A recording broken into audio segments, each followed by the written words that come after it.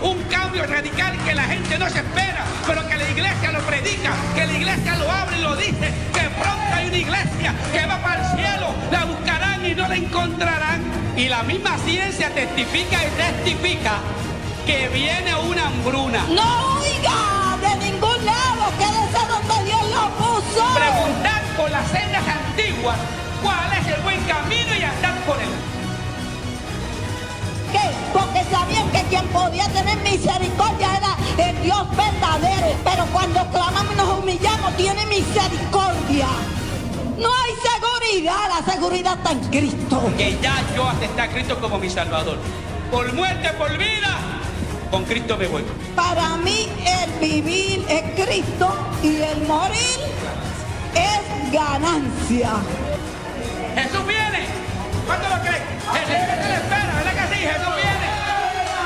Él lo dijo. Ciertamente vengo en breve, ya.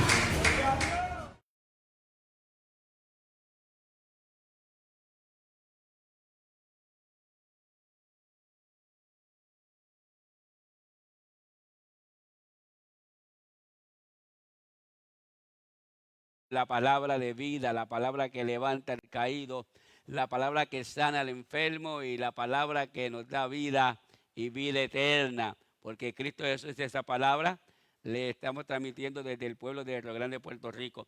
Vamos a estar hablando hoy, el Día de los Padres. También felicitamos a todos los padres en la celebración de sus días, donde se celebra el Día de los Padres. No todo el mundo pues se celebra la misma fecha o la misma hora, pero estamos aquí. Gloria a Dios. Hoy tenemos el tema la petición de un padre. Tema, la petición de un padre. Y vamos a estar leyendo en el libro del Evangelio, según San Marcos, capítulo 5, del verso 21 al verso 24. Y dice así la poderosa palabra del Dios Todopoderoso. Dice así esa palabra. Pasando otra vez Jesús en una barca a la otra orilla, se reunió alrededor de él una gran multitud, y él estaba junto al mar. Y vino uno de los principales de la sinagoga, llamado Jairo,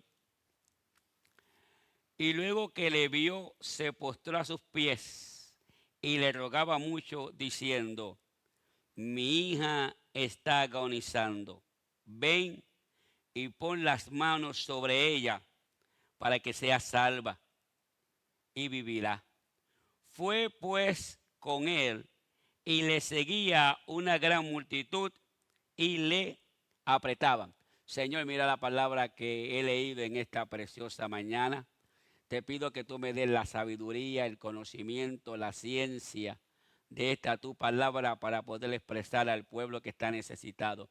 Que todo aquel que esté enfermo en este momento por esta palabra predicada, leída, sea sanado. Que todo aquel que esté cautivo quede libre. Que aquel que está desanimado recobre ánimo. Que aquel que está paralítico pueda caminar. Que aquel que está, aleluya, con una necesidad, no importando la necesidad que sea, tú, oh mi Dios, te la supla en esta hora, en este momento.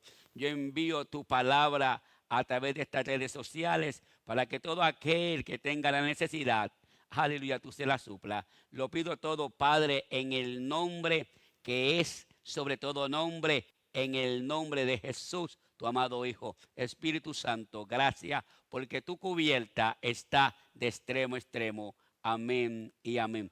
Pueden sentarse los amigos, los hermanos aquí en la iglesia. Estamos gozosos en el Señor.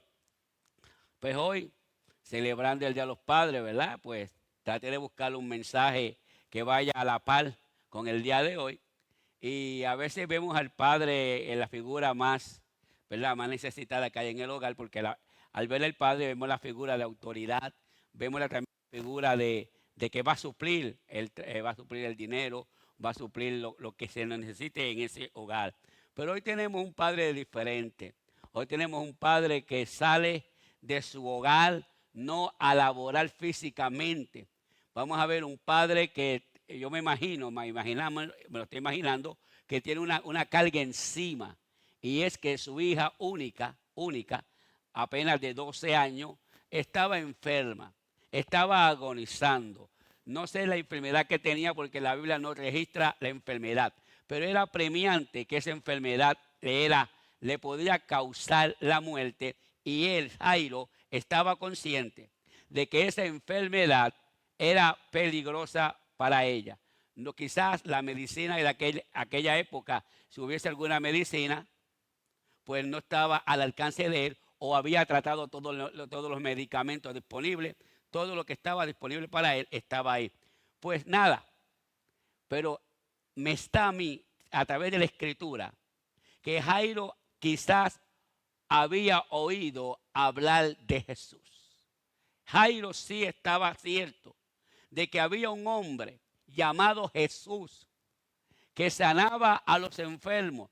No solamente sanaba a los enfermos, sino que abría los ojos a los ciegos, hacía a los cojos andar, hacía a los mudos hablar. Estas palabras, Jesús era lo que vamos a ponerlo así, la medicina de aquella época. Aleluya. Era la solución a los problemas físicos, emocionales y espirituales de aquella época. Y Jairo, no sé, hermano, porque es que cuando está la necesidad apremia. No sé si Jairo tenía un GPS, lo que tenemos hoy, un de localizar las personas o localizar los objetos. Hoy en día a veces se nos pierden las cosas a nosotros y no sabemos dónde lo ponemos. Quizás ponemos el llavero en un lugar ahora y a los 5 minutos dice, ¿dónde yo puse mi llavero? Y ahí empezamos a echar culpa, ¿quién lo cogió, quién no lo cogió? Aleluya. ¿Dónde puse los espejuelos?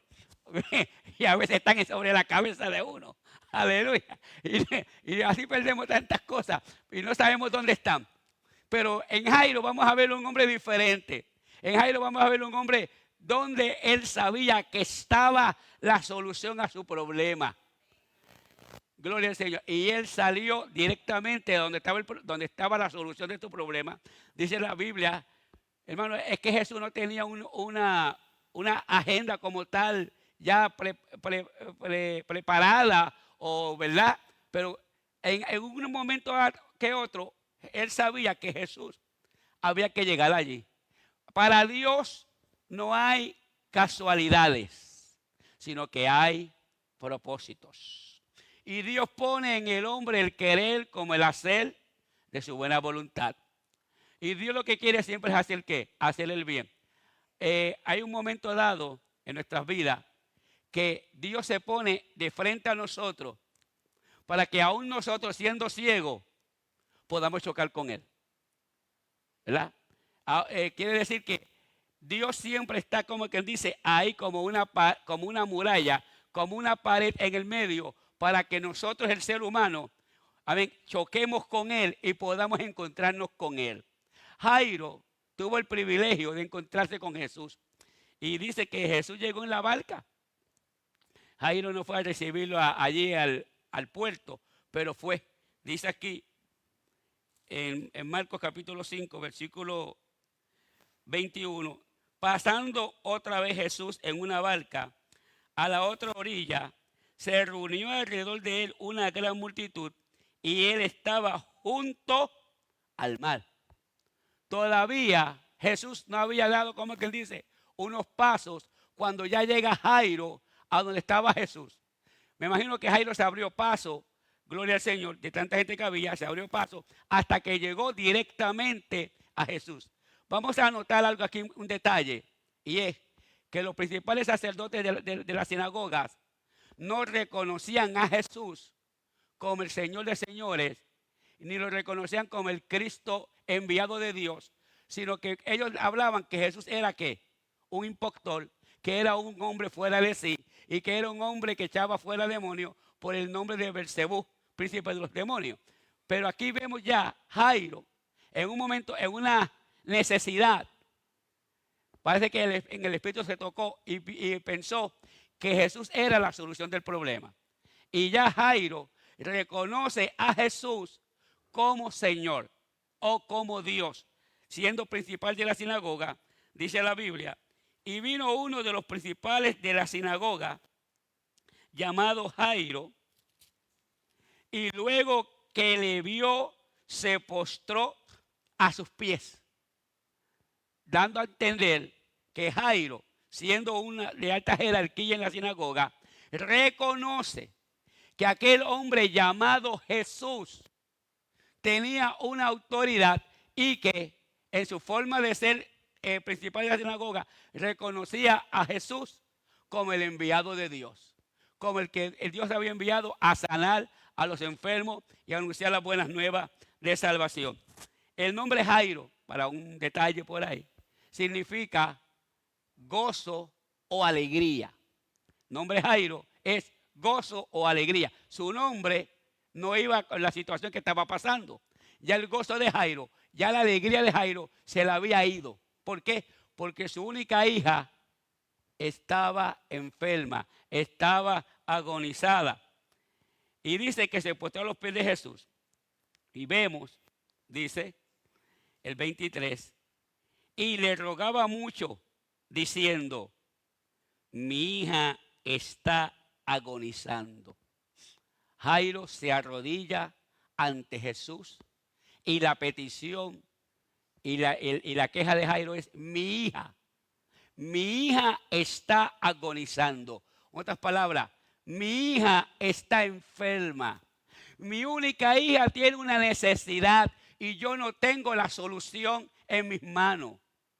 Te ruego, le está rogando a Jesús, le está pidiendo, le está rogando a Jesús y dice, ven, lo invita, ven y pon las manos sobre ella para que sea salva.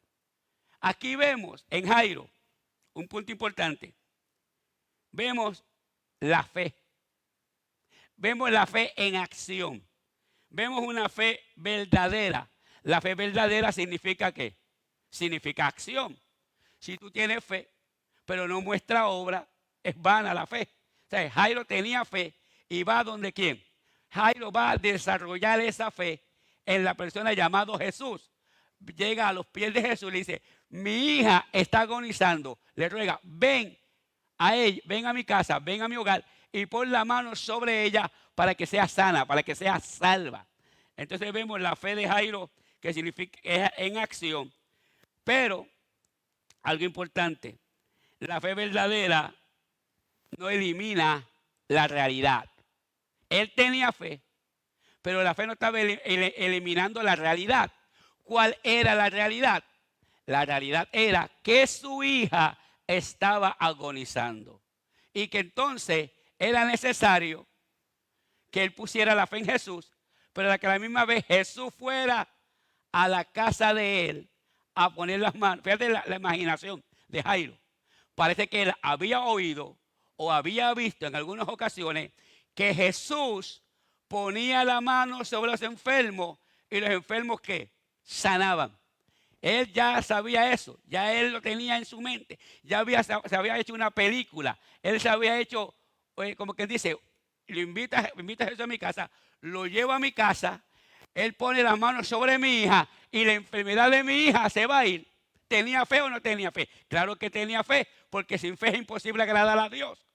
Y el que se acerca a Dios tiene que creer que Dios es real y que Dios existe y que Dios es galardonador, recompensador a los que a él se allegan.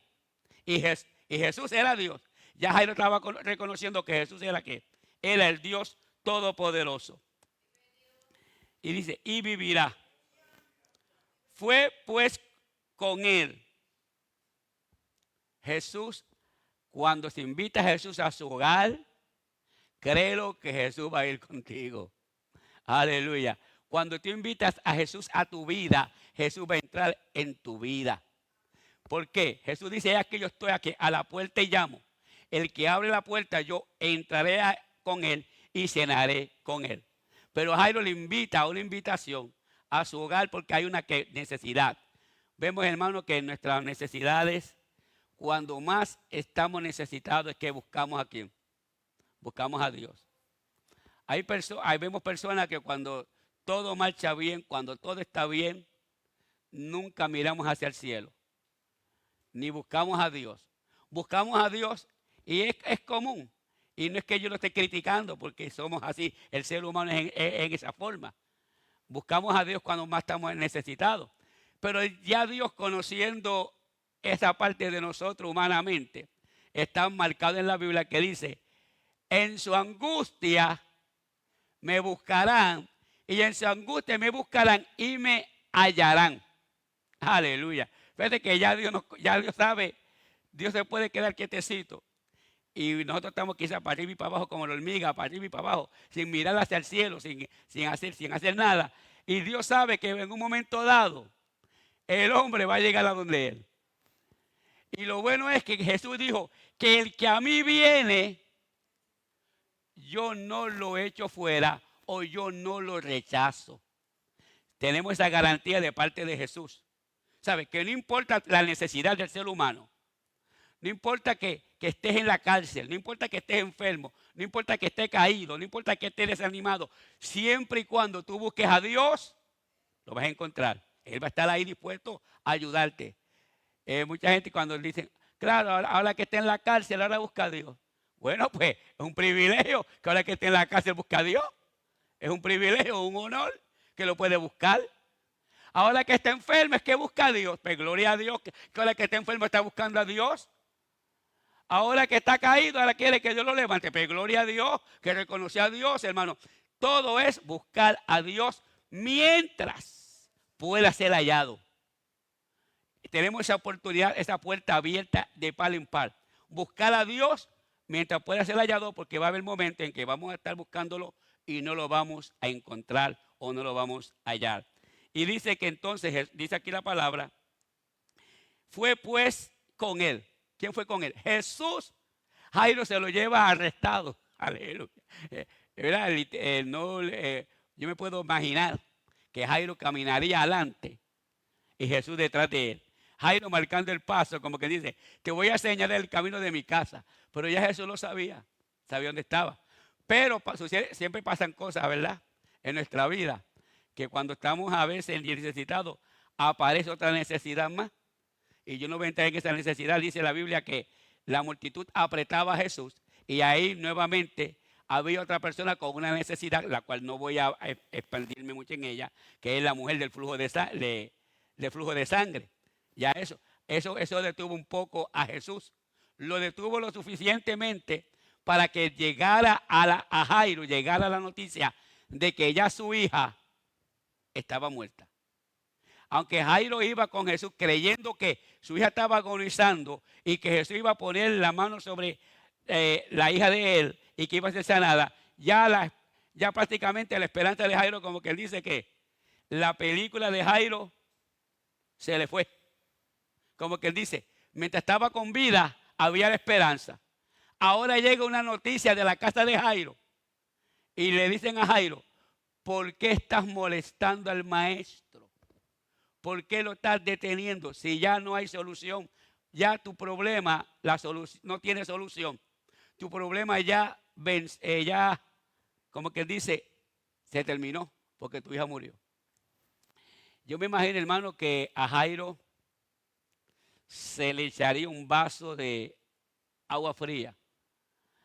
Humanamente, hablándolo y pensándolo, he visto estas situaciones. Y nos ha pasado que cuando nos dan una noticia de muerte o de tragedia o malas noticias, cual fuese la noticia, como que el espíritu, el alma se le va a uno. Como que tiende uno a perder la fuerza en la rodilla. Pierde uno hasta el color de uno. Si uno es colorado, aleluya, lo que se le pone el rostro es pálido. Como que la muerte visita a uno. Como que la necesidad los debilita. Y eso, hermano, yo he visto personas que cuando se dan una noticia, para el piso que va, se desmayan. Hay personas que cuando se le da la mala noticia también hasta mueren. O sea, uno no sabe qué va a pasar en ese momento. Pero a Jairo le dijeron, avanzando, en el versículo 34, cuando Jesús ya termina con la mujer de flujo de sangre, dice, y él le dijo, hija, tu fe te ha hecho salva, ve en paz y queda sana de tu azote. Jairo había visto un milagro en esa mujer. Ahora Jairo diría, ahora falto yo. Ya la mujer se llevó el pedacito de pan o de comida, ya está sana. Si en ella hubo un milagro sin Jesús tocarla, solamente por ella tocar el borde, pues cuando Jesús llega a mi casa, al poner la mano sobre mi hija, va a estar sana. Pero fue todo lo contrario. Dice aquí, mientras él aún hablaba, mientras Jesús hablaba con la mujer del flujo de sangre, dice aquí, vinieron de la casa del principal de la sinagoga diciendo, hermano, a nadie le gusta dar malas noticias, pero las malas noticias hay que darlas y hay que enfrentarlas. Aleluya. Ahora bien, la fe verdadera no elimina la realidad. La fe verdadera significa acción. Ahora, la verdadera fe enfrenta el problema y lo vence. Ahí está esta clase de fe. Vemos aquí, tu hija ha muerto. ¿Para qué molesta más al maestro?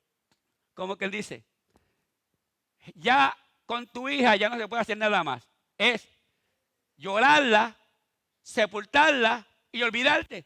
Y decir como decimos nosotros, la vida sigue. Sigue para uno, pero para el que perdió el ser querido, para el que le pasó algo, hay como que dice una necesidad, hay una tristeza, hay una angustia, hay un dolor internamente en uno. Hay pensamiento, la cabeza le da vuelta. Pero, mientras esto está sucediendo, pero Jesús, lo importante no es lo que diga la gente, ¿oyeron? No es lo que te diga la gente de tu problema. Lo importante es lo que diga Dios. Lo que dice Jesús. Es diferente a lo que dice el mundo. Para el mundo a veces no hay esperanza, pero para Jesús hay esperanza. Pero Jesús, luego que oyó lo que se decía, vamos a ver una cosa aquí. Dios sabe todo lo que lo que se habla, lo que se dice y aún lo que se piensa. Y aún antes de estar la palabra en nuestra boca, ya Jehová, ya el Señor la sabe. ¿Qué clase de Dios tenemos? Un Dios verdadero, el único verdadero. Dice aquí, mientras hablaban negativo, Jesús habla positivo. Mientras la esperanza se había terminado, Jesús habla de ¿qué? De esperanza. Mientras ya ellos hablaban de muerte, Jesús hablaba de ¿qué? De vida. Aleluya. Mientras aquí dice, Jesús hablaba de esperanza y de promesa. Dice, no temas, cree solamente. Las palabras de Jesús diferentes a las palabras de los que dieron la noticia que a Jairo que su hija había muerto. Dice aquí, en la palabra de Jesús hay esperanza y promesa. ¿Por qué hay esperanza y promesa? Leemos, no temas, cree solamente. Eso, yo me imagino que esas palabras llegarían al corazón de Jairo, al corazón enlutado, al corazón entristecido, angustiado, agonizado, que le dieron como que dice un aliento. Dice aquí, no temas, cree solamente. La palabra de Jesús es esperanza y promesa. No temas, cree solamente. Fíjate lo que le dijo. Ahí Jesús no le dice nada más. Solamente le dijo, cree, no temas y cree solamente. Pero ¿qué pasa? Ahí el diálogo deja de ser. Pero la acción, Jesús dice que se mueve hacia la casa de Jairo. Y dice que cuando llegó a la casa de Jairo, y no permitió que le siguiese nadie, sino Pedro, Jacobo y Juan, hermanos de Jacobo. Y vino a casa del principal de la sinagoga y vio el alboroto y a los que lloraban y lamentaban mucho. Cuando leemos la palabra de Dios, alboroto y que lloraban mucho. En la cultura de oriental, la cultura de los judíos, cuando se moría alguien, Aquí en Puerto Rico se le paga al que reza, al que dirige el rezo en los tiempos de antes, de los tiempos de una, ¿verdad? Cuando yo era pequeño, cuando se moría alguien, iban a buscar chocolate y a comer galletas. Pero había una persona que conducía lo que se llamaba el velorio, el rezo, así que se dice, el rezo. Y ¿verdad? Iba dirigiendo: Santa María, Madre de Dios, ruega por nosotros los pecadores, ahora y en la hora de nuestra muerte, amén. Que Dios le saque de pena y lo lleve a descansar. Que Dios lo saque que su alma, Dios se apiade de la alma. Y así esa repetición, y ahí siguen repitiendo lo mismo, y que Dios lo saque de pena y lo lleve a descansar. Y ahí siguen. Eso es la cultura antes de, ¿verdad?, boricua. Se sabía que había, y era donde más la gente iba, esperaba ir por la noche. No había más atractivo que ir a un velorio, porque allá había, ¿verdad?, el bullicio de las personas, el chocolate, el café, las galletas. Hoy en día son modernos, ahora hay donas de dieta o sin dieta. Amén, gloria al Señor, pero por lo menos hay.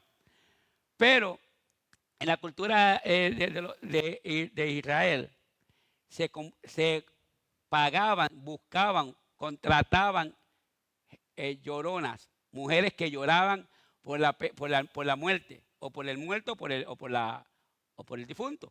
Iba y lloraban, y le derramaban lágrimas, lloraban. O sea, eran unas expertas llorando por los muertos, ¿verdad? Y había alboroto, y había un grito, y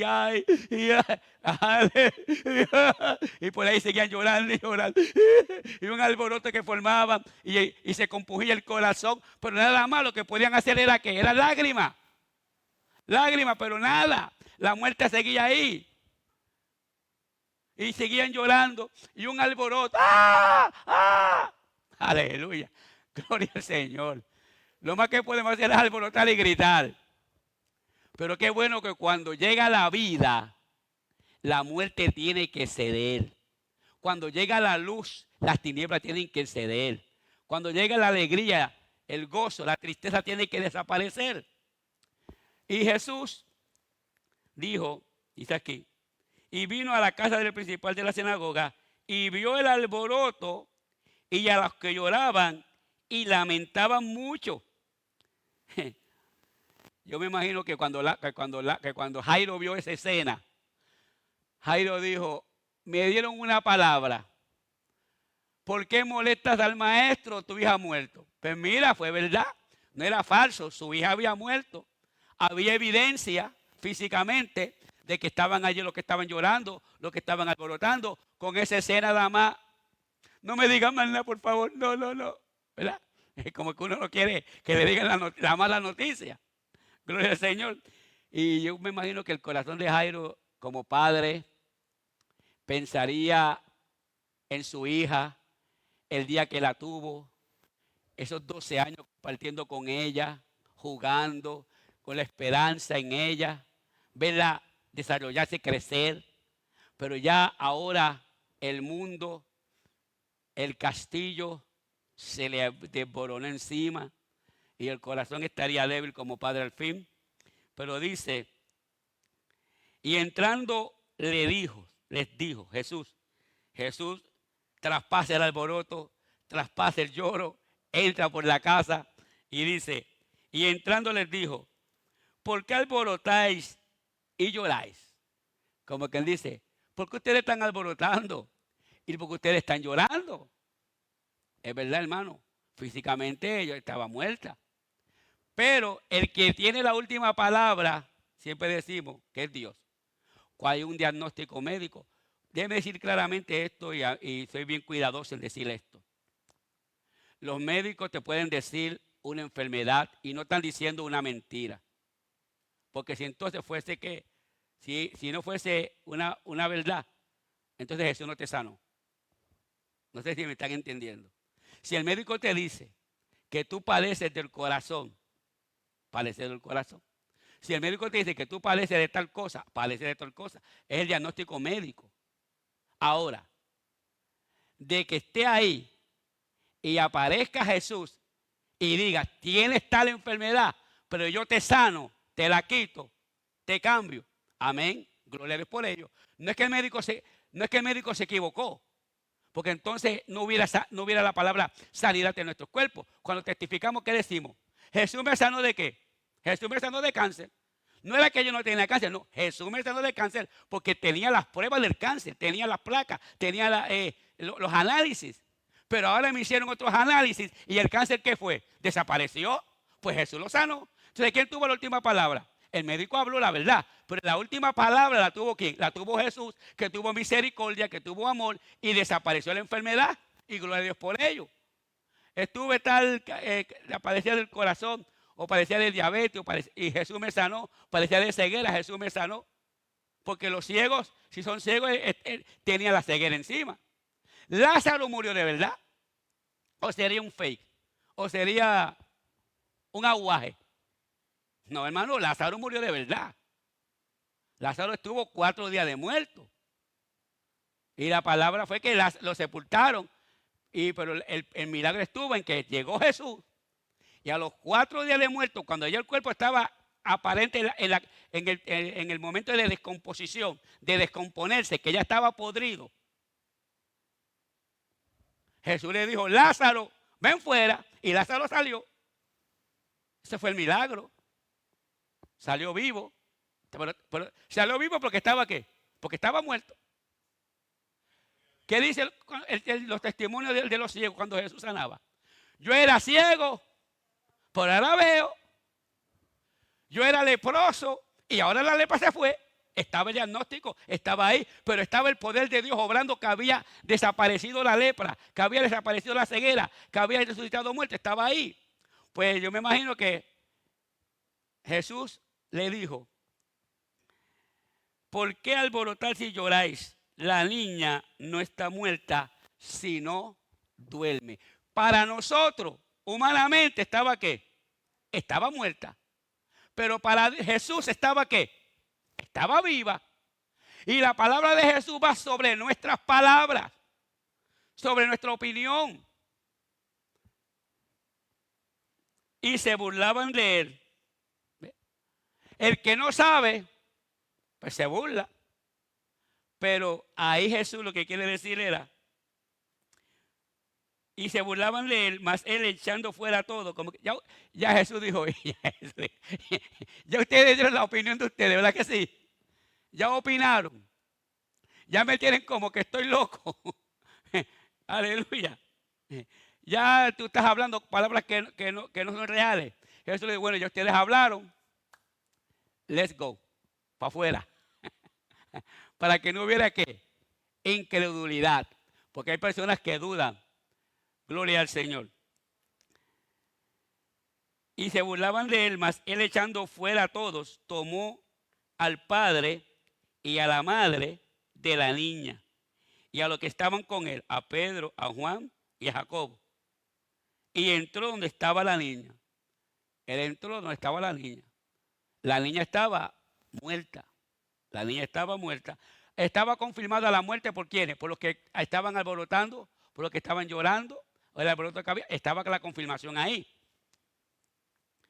Ahora, lo más importante, está el cadáver de una niña de 12 años, la escena, 12 años. Y tomando la mano de la niña, cuando la vida hace contacto con la muerte desaparece. Y más aún a la palabra de Dios. Dice aquí, y tomando la mano de la niña, le dijo, y mucha gente cree que Talita Cumi es el nombre de la niña. El nombre, la niña hasta aquí, en este momento, no tiene nombre. El nombre no tiene importancia, es lo que la palabra de Dios diga lo que tiene importancia. El nombre no tiene tanta revelancia, sino la acción. Talita Cumi. ¿Y qué significa Talita Cumi, pastor? Talita Cumi significa bien sencillo. Ahí lo dice, ahí hasta lo interpreta. No hay que ir lejos a buscar la interpretación de Talita Cumi. La palabra que Jesús dice es con cariño, con amor, como la de un padre. Le dice Talita Cumi, que traducido es niña, a ti te digo, levántate. Niña, a ti te digo, levántate. Cual Padre amoroso Jesús la trata con esa carisma, con ese amor, con esa misericordia. Le dice, niña, de cariño. Niña, a ti te digo, levántate. Aleluya. Y luego la niña se levantó. La vida le está diciendo a la muerte, desaparece, fuera, levántate. Luego la niña se levantó y andaba. Y tenía la edad 12 años. Una edad, ¿verdad? Dócil, una edad de buena paz, de buena tranquilidad. Y se espantaron grandemente. Cuando vieron ese milagro, la gente, ¿sabe? Cuando uno se sorprende, no lo puedo creer. Imposible, de verdad, no me lo diga, no me diga. Pues no me diga. Si te dice que no me diga, no te lo van a decir. De verdad. Y fue así. Y gente, nos sorprendemos con esas preguntas así, ¿verdad? Es que somos común humanamente, así en ese sentido.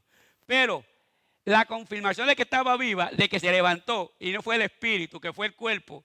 Jesús le dice, niña, levántate. Dice, y luego la niña se levantó. ¿Se levantó de dónde? Se levantó donde estaba acostada, de la cama. ¿Y qué andaba? Señal de vida. ¿Qué? Caminar. Y andaba. Tenía 12 años. Se levantó, caminó. Y Jesús le dijo, mandó mucho que nadie le supiese. Y dijo que se le diese de comer. Cuando yo digo que estoy enfermo, ¿verdad? Muchas veces digo, yo estoy enfermo. Y a veces yo digo, wow, me comí esto y lo otro, me comí aquello. Entonces no te enfermo nada. Porque la gente dice que si tú estás enfermo lo puedes comer. ¿Cuántos tenemos esa creencia así? Que al enfermo se le quita el apetito. A veces, ¿verdad? Es algo curioso, pero es así. Es una señal de que cuando uno está enfermo, ¿no qué? No come. Pero a veces hay gente que confunde a la gente, porque estando enfermo es cuando más comen. Aleluya. Y esa señal, pues a mí me tienen catalogado en esa señal. Cuando yo estoy enfermo, yo tengo esto, tengo lo otro. Y cuando me ven comiendo, y eso que estás enfermo. Llega a estar sano, te como a estar pegado. Aleluya. Es así, hermano. Una señal de vida es comer. Una señal de salud es comer. Y Jesús le dijo, dale de comer. Ahí está.